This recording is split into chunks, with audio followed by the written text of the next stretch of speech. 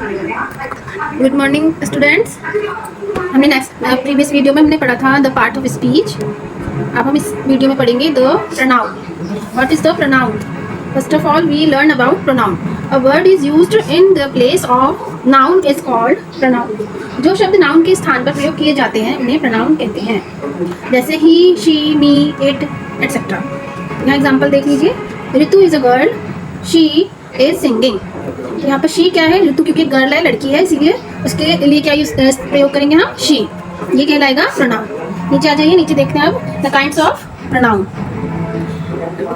6 types of pronoun होते हैं।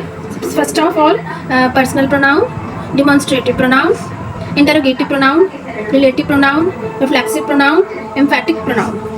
Personal pronoun मतलब व्यक्तिवाचक सर्वनाम। डिमॉन्स्ट्रेटिव प्रोनाउन मतलब संकेतवाचक प्रोनाउन सर्वनाम। प्रश्नवाचक सर्वनाम, संबंधवाचक सर्वनाम, निजवाचक सर्वनाम और दृढ़ता सूचक सर्वनाम। ये प्रोनाउन के काइंड्स हैं। सबसे पहले हम पढ़ेंगे personal pronoun. What is personal pronoun? A word that replaces the name of a person, place or thing or idea in a sentence. जिस प्रोनाउन से किसी व्यक्ति, वस्तु या किसी आइडिया का संबोध होता है उसे क्या कहते हैं? Personal pronoun. एग्जाम्पल देख लीजिए, जैसे आई का मी, वी का अस। यू का जो है प्रोनाउन वो इस चीज़ पर निर्भर करता है कि जब हम यू का प्रोनाउन लगा रहे हैं तो प्रोनाउन सिंगुलर में है या प्लूरल में। दे का देम, ही का हिम, शी का हर। ये पर्सनल प्रोनाउन के बारे में है। There are 3 types of personal pronoun. Personal pronoun 3 तरीके के होते हैं। First person, second person and third person. First person में कौन आता है? आई और वी। सेकंड पर्सन में यू। थर्ड पर्सन में he, she, it, they. Uses of personal pronoun in 3 different types. जो पर्सनल प्रोनाउन होते हैं उन्हें 3 तरीके से अलग अलग प्रयोग किया जाता है। एक तरीके से प्रयोग किया जाता है नॉमिनेटिव केस में, वहाँ पर प्रोनाउन जो है सब्जेक्ट के रूप में प्रयोग किया जाता है। दूसरा पैसिव यूज केस में, इसमें पोजीशन इंडिकेटर के रूप में प्रयोग किया जाता है पर्सनल प्रोनाउन। ऑब्जेक्टिव केस में इसमें ऑब्जेक्ट के रूप में पर्सनल प्रोनाउन प्रयोग किया जाता है। डिटेल में समझ लीजिए। नॉमिनेटिव केस में क्या होता है? आई, वी, यू, ही, शी, दे और इट। अब इनका पोजीशन इंडिकेटर में क्या होगा? आई का मी, माइन, ऑब्जेक्टिव में मी। वी का अवर, अवर्स, ऑब्जेक्टिव में अस। यू का योर, योर्स, ऑब्जेक्टिव में यू। ही का हिज, हिज, ऑब्जेक्टिव में हिम। शी का हर, हर्स, ऑब्जेक्टिव में हर। दे का देयर, देयर्स और ऑब्जेक्टिव में दैम। इसका इट्स, इट्स, ऑब्जेक्टिव में इट। ये जो चार्ट है इसको आपको थोड़ा लर्न करना पड़ेगा। इसे लर्न करने से आपको ये पता चल जाएगा कि पर्सनल प्रोनाउन का कौन सा रूप किस जगह यूज होना है। अब नॉमिनेटिव केस का आप एक एग्जांपल ले लीजिए, जैसे ये है शी इज अ डांसर। यहाँ पर जो शी है ये पर्सनल प्रोनाउन सब्जेक्ट के रूप में यूज हुआ है।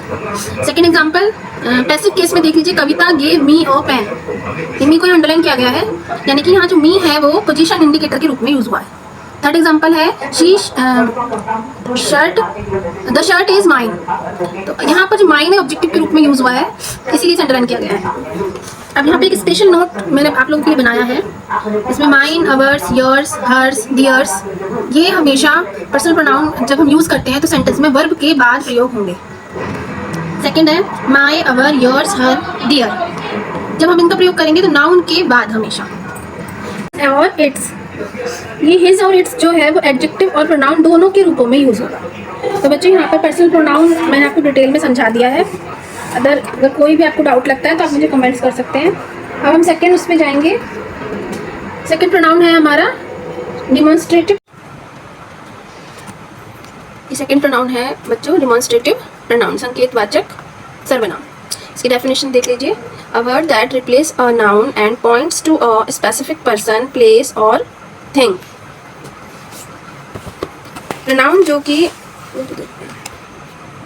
जो सर्वनाम किसी संख्या की ओर संकेत करते हैं उसे डिमॉन्स्ट्रेटिव प्रोनाउन कहते हैं। ये वर्ड है एग्जांपल के लिए देख लीजिए, जैसे कि दिस, दैट, दोज, दीज। ये वर्ड्स हैं जो जिनसे हमें पता चलता है कि हमारा सब्जेक्ट का से क्या रिलेशन है।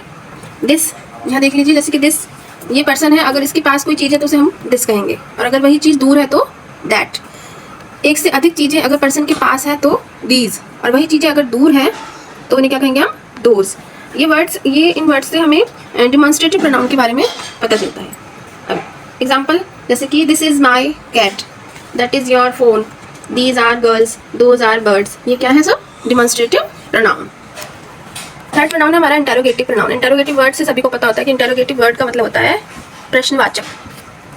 Pronoun that are used for asking questions are called interrogative pronoun. वे वर्ड जिनका प्रयोग सवाल पूछने के लिए किया जाता है उन्हें इंटेरोगेटिव प्रोनाउन कहते हैं। जैसे कि ये इंटेरोगेटिव प्रोनाउन मैंने आपके लिए हाईलाइट किए हैं, who, what, why, who, whose, which, how, what. जैसे कि हम पूछेंगे what is your name, question mark जो होता है वो इंटेरोगेटिव प्रोनाउन में साइन होता है। Why are you crying, who are you, whose pen is this, which is your shirt, how are you. ये क्या है? Interrogative pronoun. फोर्थ पर आ जाइए, relative pronoun. A word that connects a dependent relative close to a noun or pronoun, providing additional information about it within a sentence. Relative का मतलब होता है निश्चयवाचक सर्वनाम। जिस सर्वनाम से काम का प्रभाव कर्ता पर पड़ता है, कर्ता मतलब हमारा सब्जेक्ट, उसे अन्य किसी पर नहीं, उसे रिफ्लेक्सिव प्रोनाउन कहा जाता है। रिफ्लेक्सिव प्रोनाउन, रिलेटिव प्रोनाउंस जो होते हैं, गलत हो गया। फोर्थ आ जाता है relative pronoun. A word that connects a dependent relative close to a noun or person's pronoun, providing additional information about it within a sentence. Relative noun का मतलब होता है संबंधवाचक सर्वनाम। जो शब्द दो वाक्यों को जोड़ते हैं, अपने से पहले आए हुए नाउन से संबंध प्रकट करते हैं, उसे रिलेटिव प्रोनाउन कहते हैं। एग्जाम्पल देख लीजिए, I know the girl who came here yesterday. यहाँ कह रहे हैं कि मैं उस लड़की को जानता हूँ जो कल आई थी। रिलेटिव प्रोनाउन जो है दो सेंटेंसेस को एक करने के रिलेटिव प्रोनाउन दो सेंटेंसेस को एक करने के लिए या उन्हें जोड़ने के लिए प्रयोग किया जाता है। फिफ्थ प्रोनाउन है रिफ्लेक्सिव प्रोनाउन। रिफ्लेक्सिव प्रोनाउन मतलब निश्चयवाचक सर्वनाम। जिस सर्वनाम से काम का प्रभाव कर्ता पर पड़ता है उसे रिफ्लेक्सिव प्रोनाउन कहते हैं। A person that used in the object positions when the subject and object of the sentence are the same. Example देख लीजिए, myself, himself, herself, yourself etcetera. अब ये तो आपको पता ही होगा कि हर सेल्फ कहाँ आता है। हर सेल्फ शी के साथ, हिमसेल्फ ही के साथ, माई सेल्फ आई के साथ, देमसेल्फ दे के साथ, अवर सेल्फ वी के साथ, योर सेल्फ यू के साथ। ठीक है, जैसे ये लिखा है, शी लर्न्ड हर सेल्फ, वह खुद को खुद से ही पढ़ती है। I will go my self, मैं खुद जा रही हूँ, गई थी या जाऊँगी। दे हाइड देमसेल्फ, उसने खुद को छुपा लिया। तो ये सब क्या है? ये है रिफ्लेक्सिव प्रोनाउन। रिफ्लेक्सिव प्रोनाउन जो है वो वर्ब के बाद आते हैं या ऑब्जेक्ट की जगह प्रयोग किए जाते हैं। आगे आप पढ़ेंगे एम्फैटिक प्रोनाउन। रिफ्लेक्सिव प्रोनाउन और एम्फैटिक प्रोनाउन में थोड़ा सा सिमिलर होते हैं, यहाँ बच्चे कंफ्यूज हो जाते हैं। तो यहाँ मैं कंफ्यूजन आपको क्लियर कर देती हूँ कि रिफ्लेक्सिव प्रोनाउन वर्ब के बाद आता है और ऑब्जेक्ट की जगह। एम्फैटिक प्रोनाउन पर आ जाते हैं। एम्फैटिक प्रोनाउन मतलब दृढ़ता सूचक प्रोनाउन। और pronoun that is used to emphasis somethings और someone is called an emphatic pronoun. जिस सर्वनाम का प्रयोग कर्ता पर जोर डालने के लिए किया जाता है उसे एम्फैटिक प्रोनाउन कहते हैं। अब यहाँ देखिए, यहाँ भी my self, your self, her self, यही वर्ड आ रहे जो रिफ्लेक्सिव प्रोनाउन में आ रहे थे। लेकिन यहाँ पर जो एम्फैटिक प्रोनाउन में जो आएंगे ये तुरंत ही सब्जेक्ट के बाद यूज होंगे। एम्फैटिक प्रोनाउन और रिफ्लेक्सिव प्रोनाउन में यही अंतर है कि रिफ्लेक्सिव प्रोनाउन में वर्ब के बाद या ऑब्जेक्ट की जगह यूज होते हैं और एम्फैटिक प्रोनाउन में सब्जेक्ट के जस्ट बाद। जैसे कि I myself can do this, मैं खुद से यह काम कर सकती हूँ। You yourself to go, तुम खुद चले जाओ।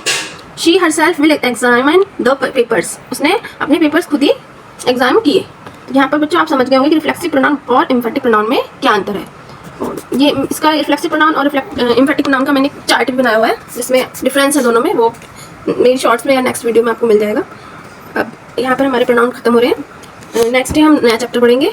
इसमें अगर आपको कोई भी परेशानी है या कुछ समझ में नहीं आ रहा तो आप मुझे कमेंट्स कर सकते हैं।